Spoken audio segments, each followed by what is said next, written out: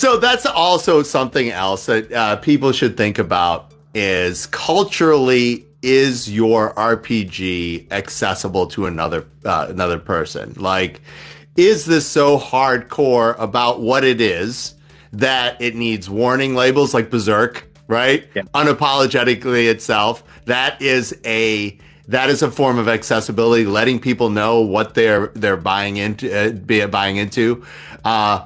Thank goodness we are living in a more enlightened age in the form that we seek buy-in before we do things to people.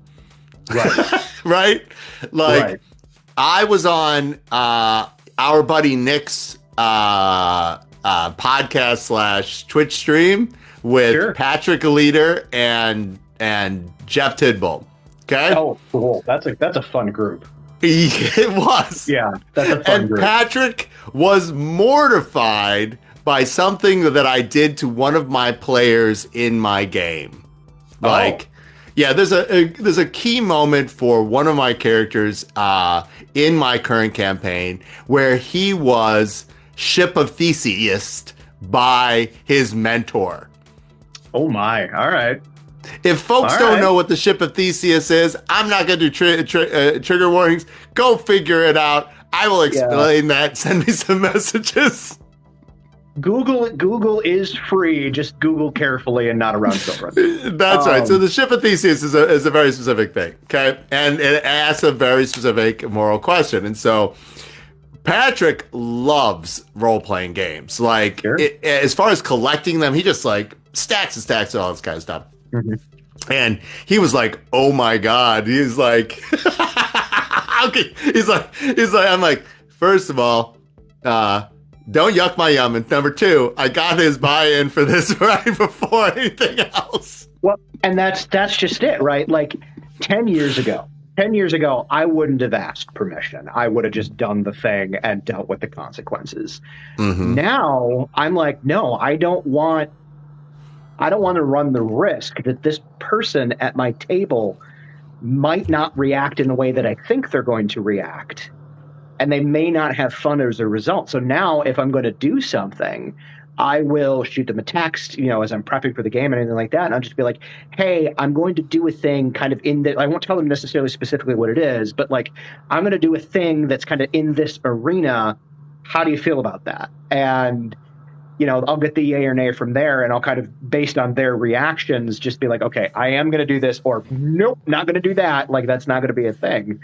And that is the difference for me as a GM. And I think that's where I've, or not even just as a storyteller in general, like I seek the buy-in from my players before I try to do the thing, because I want everybody to have fun.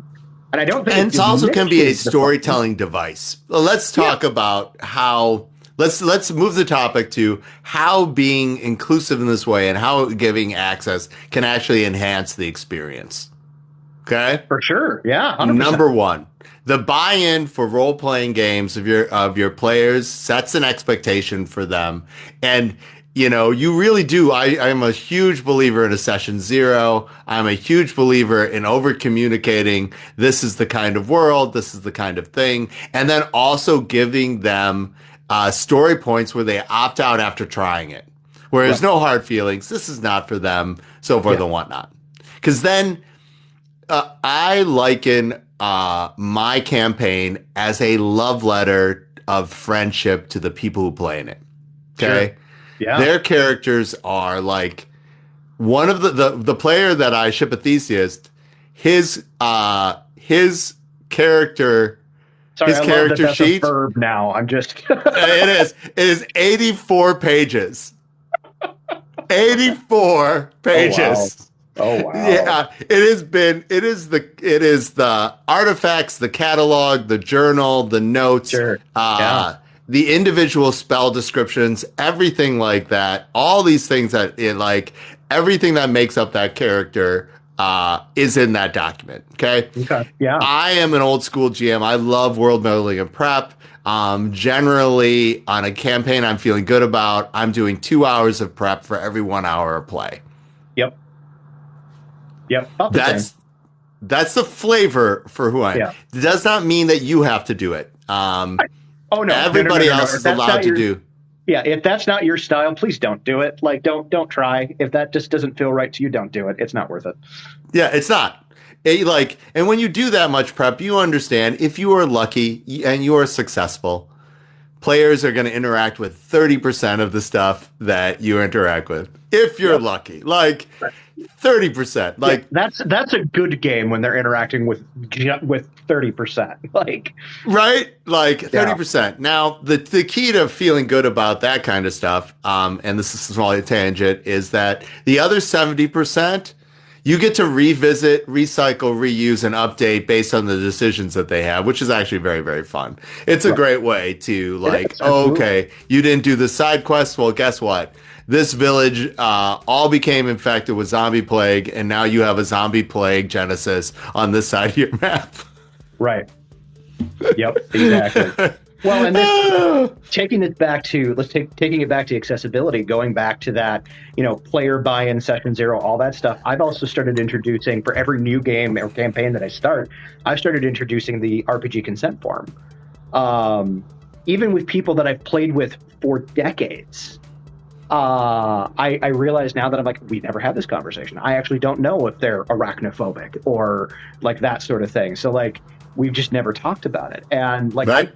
sending these consent forms in, like I usually do them anonymously, but I don't, it doesn't have to be that way if they don't want it to be. I've learned that there's a couple of things about my friends and the way we play games that we've always done it that way, but they're not okay with it. And, so I'm like, oh shit, well, this was a problem for them. So let's just not do it again. Like it's not that much skin off my nose to change it. We have infinite universes and creativity to pick from. Mm-hmm. We don't have to go to this thing that just because we always did it, right? Exactly. It's not actually required. So how this plays out in a role-playing space also with folks who might have accessibility issues, you are like, hey, we're going to do this campaign. I'm going to do it in this way to make it accessible for this kind of whatever. And you're like, hey, if you are not on board with the extra steps that a person needs for whatever reason, this is your time as an adult that you choose to do whatever it is better to opt out than say, oh, why do we got to do that? Well, I'm doing this thing because it's good. And I want to make sure that the person and if this is too much for you because whatever you've got going on, I'm not going to do this a judgment. But to play, you also as a player should buy in because this is how it's going to be. Exactly.